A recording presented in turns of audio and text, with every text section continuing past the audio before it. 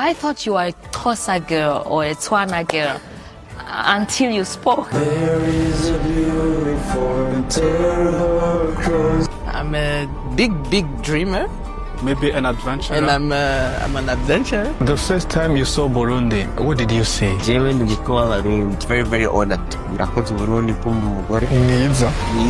One day I thought, oh, so is my life going to end here? I really don't want to be a doctor, but do you know what scares me? I don't know what I want to be. This episode is featuring Shadrack Nizeyimana, Burundian blogger, writer, translator, interpreter, poet. Then coming back to Burundi, I didn't know much Kirundi. It's a career path that I chose because I saw the potential behind the ability to have people come together and laugh together.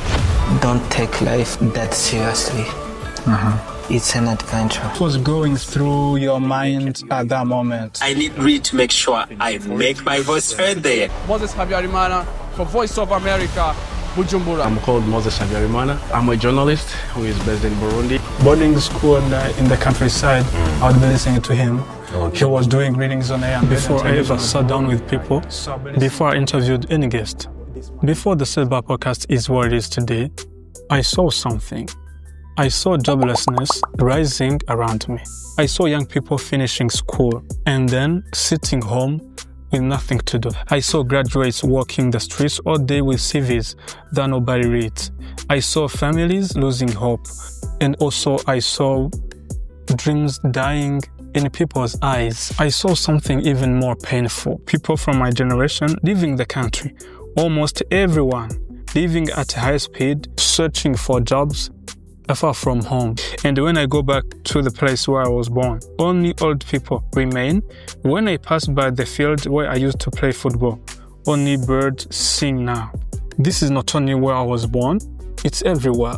By that time I saw that, I remember thinking to myself, something is wrong, something deeper than we talk about. I remember looking around myself and I saw that almost everyone is jobless, unpaid, or they were doing something they hated. We were not only jobless, we were lost in our mindset, and lost in the expectations, and lost in the education system we trusted. I asked myself, is it the community or the whole generation sinking? That's what pushed me to start interviewing people. Not to look like as a journalist or a motivational speaker. It was because I wanted to understand, and also I wanted answers, and real answers. So far, almost 2 years, I spoke to people in Burundi, in East Africa, and abroad. Teachers, students, entrepreneurs, dreamers, returnees, hustlers, survivors. And today, I want to share with you what I've learned, not as an expert or someone who understands everything, but as a student of life, listening, reading, observing, and trying to understand our reality. So, let's talk about joblessness, the truth no one is saying. Youth unemployment across Africa is higher than anywhere else in the world. In some Eastern African countries, more than half of graduates remain jobless for years. We do not need to bring numbers here. Just go to any city, go to any neighborhood. Look at the number of people sitting by the road. Look at the number of graduates at home who are doing almost nothing. The crisis is real, and we pretend everything is okay. And the question is, what is keeping us jobless?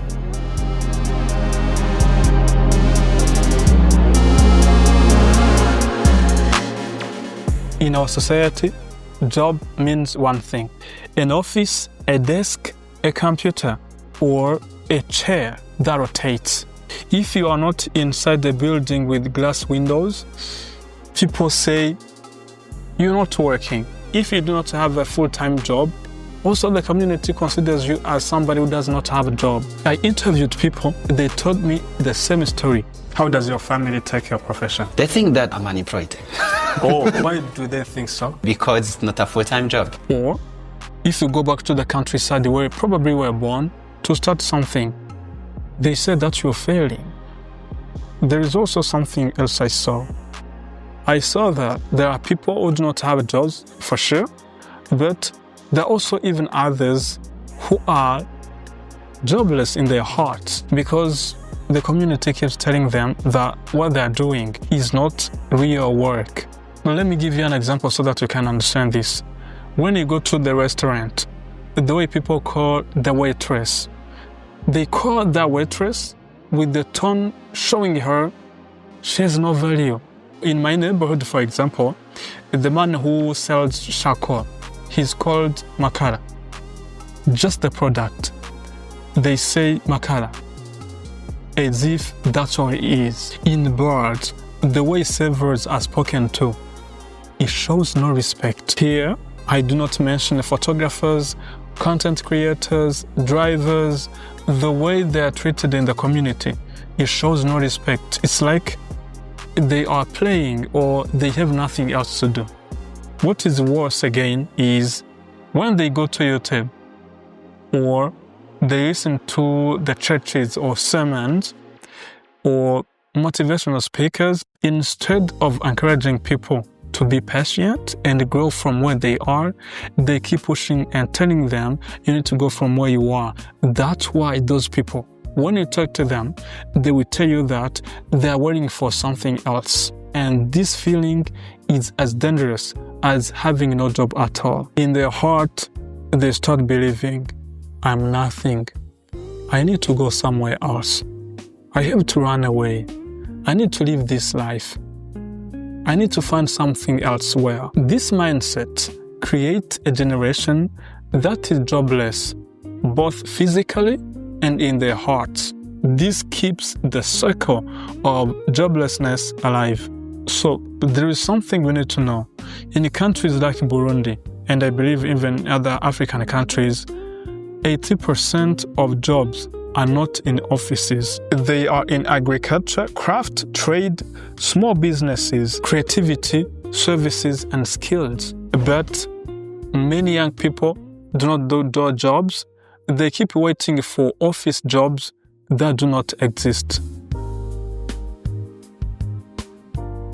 Here is another truth. We need money before experience. But the world does not work like that.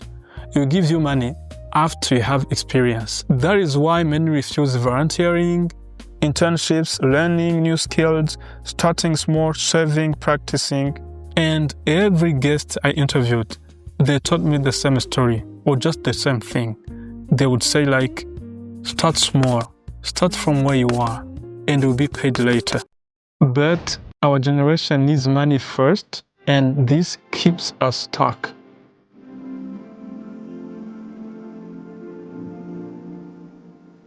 This one is painful. We study just to pass. We do not study to understand.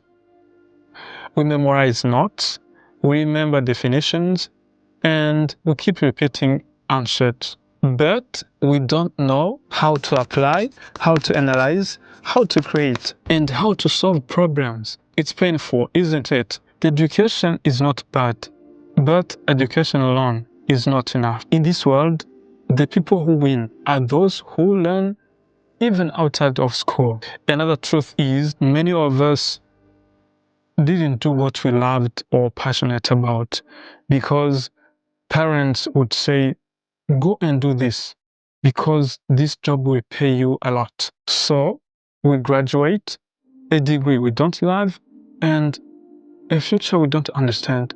Joblessness is not only lack of job, it is also lack of direction. All these things together. A false definition of work, shame around small beginnings, education based on memorizing, studying what we don't love, wanting money before skills, no culture of lifelong learning. These things have created a generation that feels like it's sinking. But here's the good news. A sinking boat is not the end. If the people inside decide to swim, after talking to people, after reading, after listening, after observing, here is what I believe. Redefine what work is. Work is not office. Work is value. Work is contribution. You are never jobless if you are working with your hands, your mind, your heart, creating, serving, and building. Second, accept small beginnings and money later. Third, keep learning.